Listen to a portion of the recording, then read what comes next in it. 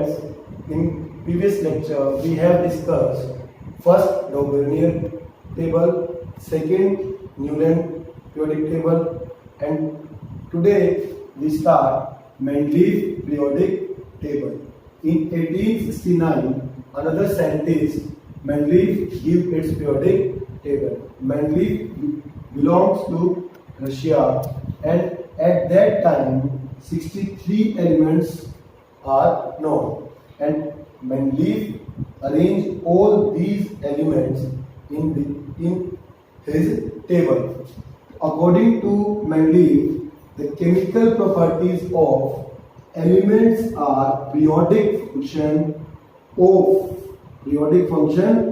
of their atomic mass. Means कि Mendeleev ने भी अनदर साइंटिस्ट की तरह इंक्रीजिंग एटॉमिक मास में एलिमेंट्स को अरेंज किया, और उन्होंने एक चीज बताई है कि जो एलिमेंट्स जब हमने अरेंज किए इंक्रीजिंग एटॉमिक मास में, तो एक पर्टिकुलर एलिमेंट के बाद प्रॉपर्टीज, केमिकल प्रॉपर्टीज एलिमेंट्स की क्या आ रही है, सेम। ओके, तो ये मेंडलीव की डेफिनेशन है इन सब चीजों को कि कौन से ऐसे एलिमेंट्स हैं जिनकी प्रॉपर्टीज सेम है, एलिमेंट्स को कैसे अरेंज किया है, ये सब चीजें आइए मैं आपको टेबल से डिस्कस करता हूँ।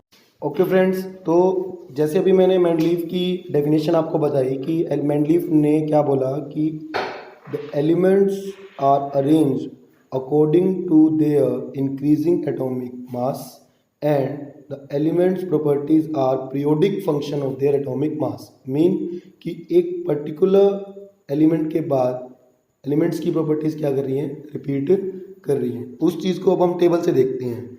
अब आप ये चीज़ एक चीज़ ध्यान से देखिए कि अगर मैं ये ऊपर की जो रोज देखता हूँ, जो वर्टिकल रोज हैं, रोज नंबर वन, ठीक है। अब आप वर्टिकल रोज में एक चीज़ ध्यान से देखिए कि first, second, third, fourth, fifth, sixth, seventh, eighth, जो वर्टिकल रोज हैं ये क्या है आपके 8 ग्रुप्स। उसी तरह जो हॉरिजॉन्टल रोज हैं first, second, third, fourth, fifth, sixth, ये आपके क्या है, पीरियड्स। तो एलिमेंट्स को अरेंज किया है 8 ग्रुप्स में और 6 पीरियड में। उसके बाद आप एक चीज़ ध्यान से देखिए कि जो ग्रुप नंबर फर्स्ट है, ग्रुप नंबर फर्स्ट में जो एलिमेंट्स अरेंज किए गए हैं वो इंक्रीजिंग एटॉमिक मास के अकॉर्डिंग अरेंज किए गए हैं। दूसरी चीज़ क्या है कि उन एलिमेंट्स की केमिकल प्रॉपर्टीज़ क्या है, same. For example hydrogen, lithium, potassium, इनकी प्रॉपर्टीज़ क्या है, सेम। इसी तरह सेकंड ग्रुप में हम देखेंगे बेरिलियम, कैल्शियम, स्ट्रोंटियम, इनकी प्रॉपर्टीज़ क्या है, सेम। सिमिलरली हम थर्ड ग्रुप में देखेंगे बोरॉन। बोरॉन के नेक्स्ट आप देखिए कि एक एलिमेंट क्या है अभी यहाँ पे, अनडिस्कवर, ठीक है। तो बोरॉन की प्रॉपर्टीज़, नीचे जो भी एलिमेंट अरेंज मिलेगा इन फ्यूचर, उनकी प्रॉपर्टीज़ क्या रहेगी, सेम। उसी तरह फोर्थ ग्रुप में हम देखेंगे तो कार्बन की प्रॉपर्टी, टाइटेनियम की प्रॉपर्टी, इनकी प्रॉपर्टी सब क्या रहेगी, सेम। अब आप एक चीज़ यहाँ पे ध्यान दे पा रहे हैं, जो आपके मन में क्वेश्चन भी आ रहा होगा कि हर एक ग्रुप को 2 पार्ट्स में डिवाइड किया है, ए बी, सेकेंड ग्रुप में भी ए बी, थर्ड में भी ए बी, तो ऐसा क्यों किया है। आप एक चीज़ ध्यान दीजिए फर्स्ट ग्रुप में अगेन कि जो सोडियम है, जो थर्ड एलिमेंट है सोडियम, उसको बिल्कुल लिथियम के नीचे एग्जैक्ट ना लिख के हल्का सा राइट साइड क्या किया है, ट्विस्ट किया है। ऐसा क्यों किया है, क्योंकि मेंडलीव ने ये चीज़ ऑब्जर्व की कि सोडियम की प्रॉपर्टी लिथियम के उतने नियर बाय नहीं है जितनी बेरिलियम के नियर बाय है। सिमिलरली मैग्नीशियम की प्रॉपर्टी उतना बेरिलियम के नियर बाय नहीं है जितना बोरॉन के नियर बाय है। उसी तरह एल्यूमिनियम की केमिकल प्रॉपर्टीज़ उतना बोरॉन के नियर बाय नहीं है जितना कार्बन के नियर बाय है। तो इसीलिए हल्का सा उन्होंने क्या किया है, राइट साइड ट्विस्ट, और इसीलिए हर एक ग्रुप को 2 पार्ट्स में डिवाइड कर दिया, ए बी। That's done. एक और चीज़ आप नोट कीजिए कि फर्स्ट ग्रुप में आप ऊपर देखिए क्या लिखा है, ऑक्साइड, और ऑक्साइड का जनरल फॉर्मूला लिखा है R2O। उसी तरह उसके नीचे लिखा है हाइड्राइड, और हाइड्राइड का जनरल फॉर्मूला लिखा है RH। अब ऐसा क्यों लिखा है, जैसा कि मैंने आपको सब चीज़ें बोर्ड पे भी मैं बता रहा हूँ कि R2O RH वैसा क्यों है। फॉर एग्जांपल कि हाइड्रोजन आपने ले लिया तो हाइड्रोजन का ऑक्साइड क्या बनेगा, H2O, ठीक है। उसी तरह से फॉर एग्जांपल आपने लिथियम ले लिया तो लिथियम का ऑक्साइड क्या बनेगा, L2O, क्योंकि जनरल फॉर्मूला क्या है, R2O, ओके। फॉर एग्जाम्पल आपने सोडियम ले लिया तो सोडियम का जनरल फॉर्मूला क्या बनेगा ऑक्साइड का, Na2O, डन। सिमिलरली अगर आप हाइड्राइड लेंगे तो हाइड्राइड का फर्स्ट ग्रुप में जनरल फॉर्मूला क्या है, RH। तो लिथियम आपने अगर ले लिया तो लिथियम का हाइड्राइड क्या बनेगा, LiH, सोडियम का NaH, पोटेशियम का KH, दैट्स डन। अब यही चीज़ में आप देखेंगे कि सेकंड ग्रुप में ऑक्साइड का जनरल फॉर्मूला क्या है, RO, हाइड्राइड का जनरल फॉर्मूला क्या है, RH2। तो अगर मैं सेकंड ग्रुप में से एक एलिमेंट ले लेता हूँ मैग्नीशियम, तो मैग्नीशियम का ऑक्साइड क्या बनेगा, MgO, कैल्शियम का ऑक्साइड क्या बनेगा, CaO। ओके, अगर हाइड्राइड में जाऊंगा तो मैग्नीशियम का हाइड्राइड MgH2, कैल्शियम का हाइड्राइड CaH2। समझ में आ रही है बात, ठीक है। अब ये चीज़ आपको ध्यान में रखनी है कि कैसे रिएक्ट करता है, ठीक है। अगर आप जितनी भी आप रिएक्शंस आप ध्यान से देखेंगे तो आप हाइड्राइड के लिए क्या होगा कि OH उससे जुड़ेगा, तो Mg के लिए क्या जुड़ेगा, MgOH, ब्रैकेट में OH बंद करेंगे आप और होल ट्वाइस 2, ठीक है। ये चीज़ आप ध्यान रखेंगे। उसी तरह से आप एक चीज़ और ऑब्जर्व कीजिए कि मेंडलीफ ने बोरोन के एग्जैक्ट नीचे क्या रखा है, गैप। लेकिन उसने एक चीज़ यहाँ पे दी है कि जो ये फिलिंग द ब्लैंक है, यहाँ पे स्लॉट है, वो जो भी एलिमेंट फ्यूचर में डिस्कवर हुआ इसका एटॉमिक मास क्या था, 44। उसी तरह एल्यूमिनियम के जस्ट नीचे क्या है, गैप, और एक एलिमेंट है कोई भी वो फ्यूचर में डिस्कवर हुआ उसका एटॉमिक मास क्या रहेगा, 68। सिमिलरली सिलिकॉन के नीचे एक गैप रखा है, वहाँ पे एटॉमिक मास कितना है, 72। कि फर्दर जो एलिमेंट डिस्कवर होगा उसकी एटॉमिक मास कितनी होगी, 72। तो यहाँ पे आप एक चीज़ और भी ऑब्जर्व कर पा रहे हैं कि मेंडलीफ ने कहीं ना कहीं इन फ्यूचर जो एलिमेंट मिलने वाले थे उनको प्रिडिक्ट किया और उनकी प्रॉपर्टीज़ को भी प्रिडिक्ट किया। क्यों, क्योंकि अगर देखिए बोरोन के नीचे जो एलिमेंट आएगा तो उसकी केमिकल प्रॉपर्टीज़ किसके सिमिलर होंगी, बोरोन के। उसी तरह सिलिकॉन। ओके, तो अब आप ये चीज़ ध्यान दीजिए कि जैसे बोरोन के नीचे गैप है, ठीक है, बोरोन के नीचे क्या है, गैप है, 44 आ गए वहाँ पे। तो अब जो एलिमेंट इन फ्यूचर डिस्कवर हुआ, तो उसका एटॉमिक मास कितना है, 44। उसी तरह आप देखिए कि सिलिकॉन के नीचे क्या है, गैप है, लेकिन जो एलिमेंट डिस्कवर होगा उसका एटॉमिक मास कितना होगा, 72। उसी तरह एल्यूमिनियम के नीचे जो एलिमेंट डिस्कवर हुआ इन फ्यूचर उसका एटॉमिक मास कितना आना चाहिए, 68। तो ये जो गैप उन्होंने रखे हैं इसके दो तरह से उनको फायदे हुए। एक कि कोई भी एलिमेंट इन फ्यूचर यहाँ पे आ सकता है, यानी कि उन्होंने प्रिडिक्शन की कि फ्यूचर में यहाँ पे एलिमेंट होगा ही होगा डिस्कवर, दैट्स ट्रू। ओके, और दूसरी चीज़ क्या है कि इन गैप को रखने का एक बेनिफिट है कि अगर कोई एलिमेंट यहाँ पे जब फ्यूचर में डिस्कवर होगा, ठीक है, तो उस एलिमेंट को मैं यहाँ पे फिट कर दूंगा तो पूरी टेबल डिस्टर्ब नहीं। ओके, तो इस चीज़ को अब आप ध्यान से समझिए कि ये गैप हो गए। अब एक चीज़ और यहाँ पे ध्यान से देखिए कि आयरन, कोबाल्ट और निकिल, इसमें आप एक चीज़ ऑब्जर्व कर पाएंगे कि कोबाल्ट का एटॉमिक मास 58.93, निकिल का 58.71। अब आप एक चीज़ क्वेश्चन करेंगे, सर इंक्रीजिंग एटॉमिक मास में अरेंज करना था और ये जो कोबाल्ट का एटॉमिक मास क्या है, लेस है, और उसको निकिल के क्या कर दिया है, आगे लगा दिया गया, ये तो गलत हो गया। लेकिन आप ये चीज़ ध्यान दीजिए कि कोबाल्ट का एटॉमिक मास जो 58.93 है वो ग्रेटर देन है निकिल से, होना क्या चाहिए था, कोबाल्ट निकिल के बाद आना चाहिए था। लेकिन हाँ, कि जो कोबाल्ट की प्रॉपर्टी है, किसकी प्रॉपर्टी है, कोबाल्ट की प्रॉपर्टी है, वो नियर बाय किसके है, वो नियर बाय आपकी होगी, जो नीचे एक सिंबल दिया है RH, ठीक है, इस एलिमेंट के क्या होगी, नियर बाय होगी, इस एलिमेंट के क्या होगी, नियर बाय होगी, ठीक है। तो उसी तरह जो निकिल की प्रॉपर्टी है वो किसकी नियर बाय होगी, नीचे सिंबल क्या है, PD, इस एलिमेंट की क्या होगी, नियर बाय होगी। तो ये चीज़ आपको क्लियर हो रही है, ठीक है। तो कोबाल्ट की प्रॉपर्टी, तो जो ग्रुप में हम कर रहे थे कि जो ऊपर वाला एलिमेंट है उसकी प्रॉपर्टी क्या होनी चाहिए, लोअर एलिमेंट से क्या करनी चाहिए, कंपेयर करनी चाहिए, वो हो पा रही है। एक चीज़ और आप ध्यान रखेंगे कि यहाँ पे जो यहाँ पे जो एलिमेंट है आप ध्यान दीजिए, एक सिंबल है पी डी, इसके नीचे एक एलिमेंट आएगा, एक उसका सिंबल होगा पी टी। क्या सिंबल होगा? P T. क्या सिंबल होगा? P T. पी टी किसका सिंबल है? प्लेटिनम का। तो एक चीज़ और मेंडलीव कर पाया यहाँ पे कि जो प्लेटिनम का एटॉमिक मास होता है वो होता है 195 पॉइंट समथिंग। ओके 195। प्लेटिनम के बाद देखिए एयू सिंबल किसका होता है? गोल्ड का। गोल्ड का कितना है? 196। तो प्लेटिनम और गोल्ड, ये इससे पहले जो भी टेबल्स आई उसमें अरेंजमेंट इनकी सही नहीं थी, तो इस अरेंजमेंट को भी मेंडलीव अपनी टेबल में सही कर पाया है। आप देखिए काफ़ी हद तक चीज़ों को वो अरेंज कर पा रहा है कि वो कुछ एलिमेंट्स जो डिस्कवर नहीं हुए हैं उनको प्रिडिक्ट कर पा रहा है, उनको ये भी प्रिडिक्ट कर पा रहा है कि जो एलिमेंट डिस्कवर होंगे कि उनकी प्रॉपर्टीज़ किसके सिमिलर होंगी, वो किस ग्रुप में आएंगे, ये प्रिडिक्ट कर पा रहा है। ठीक है, कुछ एलिमेंट जो एटॉमिक मास के अकॉर्डिंग सही से अरेंज नहीं थे, फॉर एग्जांपल प्लेटिनम और गोल्ड, उनको अरेंज कर पा रहा है। तो काफ़ी हद तक मेंडलीव अपनी टेबल में चीज़ों को अरेंजमेंट कर पा रहा है और काफ़ी हद तक चीज़ों को राइट वे में लेके जा पा रहा है। ठीक है, तो इस तरह से हम देख पा रहे हैं कि इसकी बहुत सारी क्या है, ये बेनिफिट्स हैं। लेकिन आप एक चीज़ ध्यान दीजिए कि अगर बेनिफिट्स हैं तो कहीं ना कहीं फॉल्ट भी होता है। ठीक है, तो अगर आप बहुत ध्यान से अगर देखेंगे, अब मैं फॉल्ट के ऊपर जाना चाह रहा हूँ। फर्स्ट चीज़ आप ध्यान दीजिए कि हाइड्रोजन का एटॉमिक मास कितना है? 1। ठीक है, कितना है? 1। उसी तरह से आप देखिए ग्रुप नंबर 7 में फ्लोरीन है। क्या है? फ्लोरीन है, और फ्लोरीन का एटॉमिक मास है 18.99।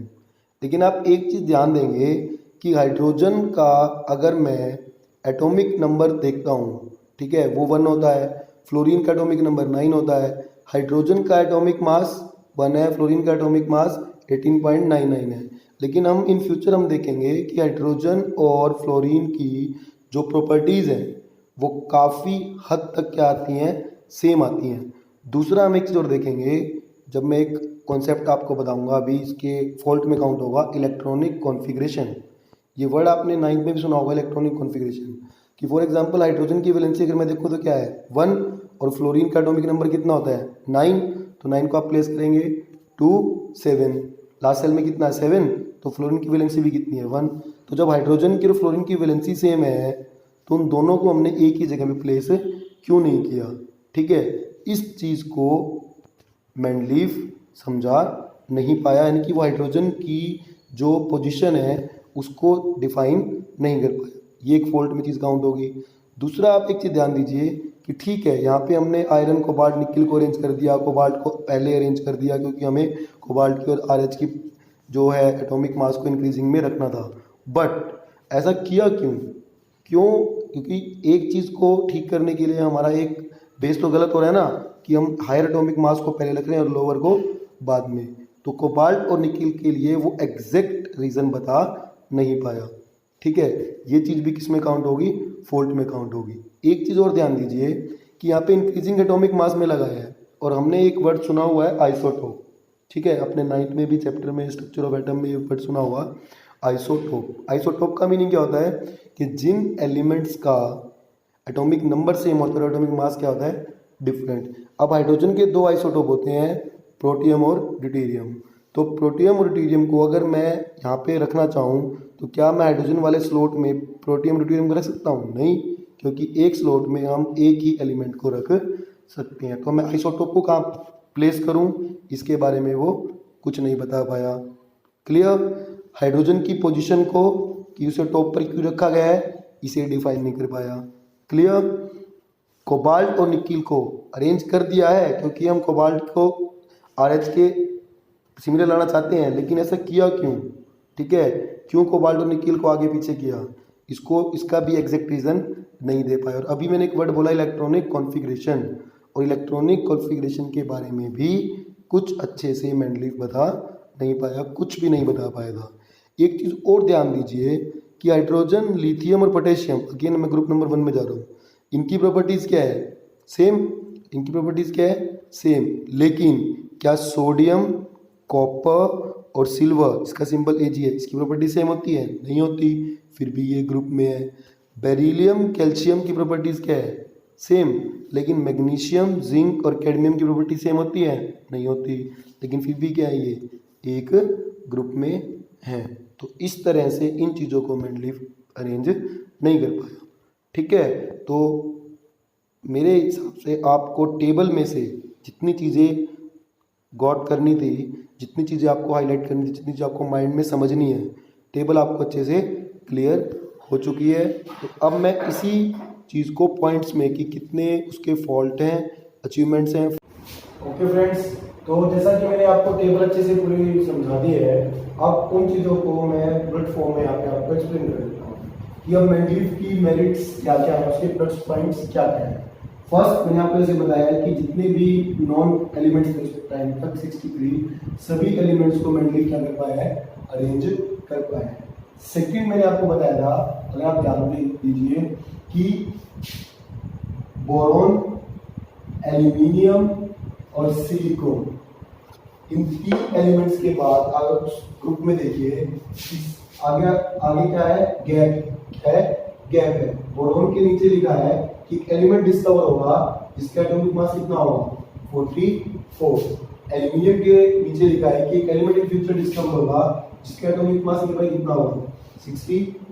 उसी तरह सिलिकॉन के नीचे लिखा है कि एलिमेंट डिस्कवर होगा जिसका एटॉमिक मास कितना होगा, 72। तो एक चीज आप ध्यान दीजिए कि वो प्रिडिक्ट कर पा रहा है कि फ्यूचर में क्या होगा, कुछ एलिमेंट डिस्कवर होंगे जिनका एटॉमिक मास क्या होगा, 44, 68 to 72। तो सेकंड पॉइंट यही है कि वो प्रिडिक्ट कर पा रहे हैं कि कुछ एलिमेंट जो उस टाइम तक अननोन है वो फ्यूचर में क्या होंगे, डिस्कवर होंगे। क्लियर। थर्ड, देखिए अरेंज कर पा रहे हैं कि बोरॉन के नीचे आएगा वो एलिमेंट, एक वो एलिमेंट आएगा एल्यूमिनियम के नीचे, एक आएगा सिलिकॉन के नीचे, तो उनकी प्रॉपर्टी, जो एलिमेंट यहाँ पे आएगा उसकी प्रॉपर्टी सिमिलर होगी। बोरॉन के जो एल्यूमिनियम के नीचे आएगा उसके एल्यूमिनियम के, सिलिकॉन के नीचे आएगा उसके सिलिकॉन के रिगार्डिंग। तो उन एलिमेंट्स की केमिकल प्रॉपर्टीज भी सिमिलर होंगी, वो किस ग्रुप में होंगे, किस पीरियड में होंगे, ये सब भी क्या कर पा रहे हैं, वो प्रिडिक्ट कर पा रहे हैं। एक जो मैंने आपको लास्ट में बताया था कि जो प्लेटिनम होता है, प्लेटिनम का एटॉमिक मास, इसका प्लेटिनम का एटॉमिक मास है 195 और गोल्ड का एटॉमिक मास है 197 के अराउंड। तो ये दोनों एलिमेंट्स पहले अरेंज अच्छे से नहीं थे, तो इनकी अरेंजमेंट को ठीक भी किसने किया, मेंडलीफ ने ठीक किया। लेकिन जैसे मैंने आपको बताया कि मेरिट्स हैं तो डीमेरिट्स भी हैं, तो अब हम इसकी डीमेरिट्स को डिस्कस करेंगे। डीमेरिट्स पे जाने से पहले एक छोटा सा पॉइंट आप और नोट कीजिए कि अभी मैंने आपको एलिमेंट बताया बोरोन, इसका सिंबल क्या है, बोरोन। बोरोन के बाद क्या है, गैप है। ठीक है, टेबल में आप कैसे देखिए इसमें स्लॉट खाली छोड़ा है। उसी तरह एल्यूमिनियम के नीचे स्लॉट क्या छोड़ा है, खाली छोड़ा है। उसी तरह सिलिकॉन के नीचे स्लॉट क्या छोड़ा है, खाली रखा है। तो इन फ्यूचर जब एलिमेंट डिस्कवर हुए, जैसे मेंडलीफ ने क्या देखा है कि उन्होंने प्रिडिक्ट किया कि इसका एटॉमिक मास कितना होगा, 44। एल्यूमिनियम के जो प्रिडिक्ट होगा वो एटॉमिक मास कितना होगा, 68। सिलिकॉन के पास जो है उसका एटॉमिक मास कितना होगा, 72। ओके, तो जब इन फ्यूचर डिस्कवर किया गया तो क्या देखा गया कि बोरॉन के नीचे कौन सा एलिमेंट आया, स्कैंडियम। कौन सा आया, स्कैंडियम, इसका सिंबल क्या है, Sc।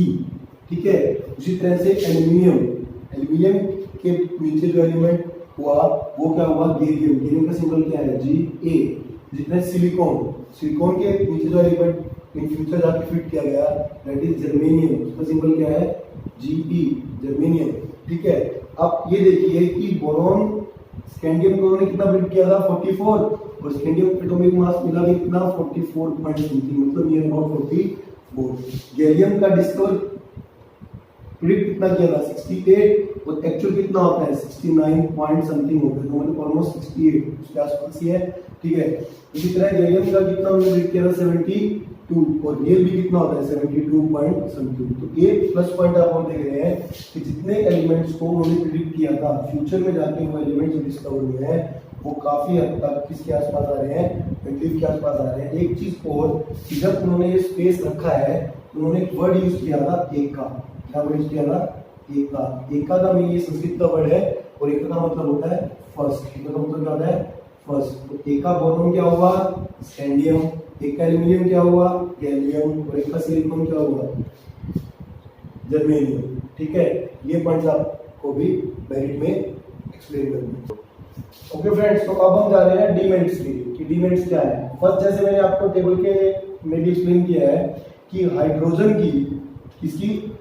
की पोजीशन की हाइड्रोजन को टॉप पे क्यों रखा है, इसको अच्छे से एक्सप्लेन मेंडलीफ नहीं कर पाया, क्योंकि मैंने आपको एक चीज बताई थी कि हाइड्रोजन क्या आप इलेक्ट्रॉनिक कॉन्फ़िगरेशन करेंगे तो हाइड्रोजन की वैलेंसी भी क्या होती है 1, फ्लोरीन की वैलेंसी भी क्या है 1, और हमें पता है कि फ्लोरीन, क्लोरीन, ब्रोमीन इन सबको क्या बोलते हैं हैलोजन एलिमेंट्स। तो हाइड्रोजन को मैंने उस ग्रुप में क्यों नहीं रखा या मैंने फ्लोरीन को टॉप पे क्यों नहीं रखा, ये चीज एक्सप्लेन मेंडलीफ नहीं कर पाया। दूसरी चीज कि वो आइसोटोप के बारे में कुछ भी बता नहीं पाया। ये चीज आपने 9th में पढ़ी है कि आइसोटोप का मीनिंग क्या होता है, elements which have same atomic number but different mass number. तो आइसोटोप क्या होते हैं, आइसोटोप को कैसे कहाँ पे प्लेस करना है, किस ग्रुप में, किस पीरियड में, आइसोटोप के बारे में कुछ बता नहीं पाया। तीसरी चीज है देखो इलेक्ट्रॉनिक कॉन्फ़िगरेशन। ये हमें पता है कि बहुत इंपॉर्टेंट चीज है, ठीक है, कि इलेक्ट्रॉनिक कॉन्फ़िगरेशन से हमें वैलेंसी का पता लगता है, वैलेंसी से हमें ये पता लगता है कि कोई एलिमेंट कितनी एनर्जी से चाहिए किसी भी शेल से बाहर जाने के लिए या फ्री होने के लिए। तो इलेक्ट्रॉनिक कॉन्फ़िगरेशन के बारे में भी मेंडलीफ कुछ नहीं बता पाया। तो ये इसकी मेन डिमेरिट्स हैं। इसके अलावा बेटा छोटी मोटी है, जैसे अगर आप जान लीजिए कि प्लेटिनम और गोल्ड को उनके एटॉमिक मास के रिगार्डिंग अरेंज तो कर दिया, ठीक है, वो मेरिट्स में था कि उनके एटॉमिक मास को सही अरेंज कर दिया, बट प्लेटिनम आप देखेंगे तो ग्रुप नंबर 8 में है, गोल्ड आप देखेंगे ग्रुप नंबर 1 में है। तो दोनों की प्रॉपर्टीज क्या ऑलमोस्ट सिमिलर, इन दोनों क्या है डिफरेंट ग्रुप में। तो प्लेटिनम और गोल्ड को तो डिफरेंट ग्रुप में क्यों रखा है, जबकि इनकी प्रॉपर्टीज क्या है सिमिलर। इस चीज को भी वो एक्सप्लेन नहीं कर पाया। एक लास्ट पॉइंट बहुत छोटा सा है कि मतलब उसको आप डिमेरिट्स में काउंट कर सकते हैं, ठीक है। जैसे मैंने आपको टेबल में बताया है कि कोबाल्ट, ठीक है, कोबाल्ट और निकेल, कोबाल्ट का एटॉमिक मास 58.93 है और निकेल का 58.71 है। मतलब कोबाल्ट का एटॉमिक मास क्या है ज्यादा, निकेल का एटॉमिक मास क्या है कम, ठीक है, लेकिन ज्यादा इसका एटॉमिक मास उल्टा रखा है, आगे रखा है। इस चीज को भी एक्सप्लेन नहीं कर पाया।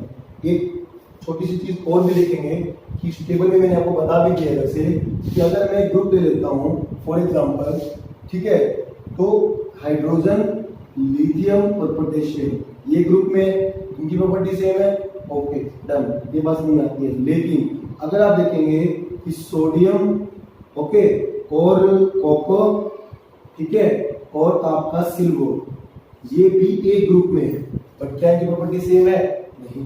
तो इस चीज को वो एक्सप्लेन नहीं कर पाता कि हाइड्रोजन, लिथियम, पोटेशियम की प्रॉपर्टी सिमिलर है, समझ में आता है कि ये ग्रुप में रख दिया, बट सोडियम, कॉपर और सिल्वर की प्रॉपर्टी सेम नहीं है, फिर भी वो एक ग्रुप में है। इस चीज को भी अच्छे से एक्सप्लेन नहीं कर पाया। ओके फ्रेंड्स, तो जैसा आपने देखा कि मेंडलीफ की पीरियोडिक टेबल, उसकी मेरिट्स, डीमेरिट्स, ठीक है, बट इन सब चीजों के बाद भी नो डाउट की डीमेरिट्स हैं, बट फिर भी हम उसके कंट्रीब्यूशन को नेग्लेक्ट नहीं कर सकते। तो उनके कंट्रीब्यूशन को देखते हुए उन्हें सम्मान देने के लिए क्या किया गया कि इन फ्यूचर एक एलिमेंट डिस्कवर हुआ जिसका एटॉमिक मास क्या है 101, ठीक है, एटॉमिक नंबर 101, और वो एलिमेंट का नाम है मेंडिलियम। देखो क्या किया कि उसी के नाम पे मेंडलीफ को सम्मान देने के लिए उनके नाम पे ही एलिमेंट का नाम रख दिया, सिंबल क्या है MD, ठीक है, क्योंकि कंट्रीब्यूशन उनका काफी अच्छा था। मेरिट्स, डीमेरिट्स जो कमियां सब में होती है, ठीक है, पर काफी हद तक चीजों को सही कर पाए हैं और इसीलिए उन्हें फादर ऑफ पीरियोडिक टेबल भी बोला जाता है।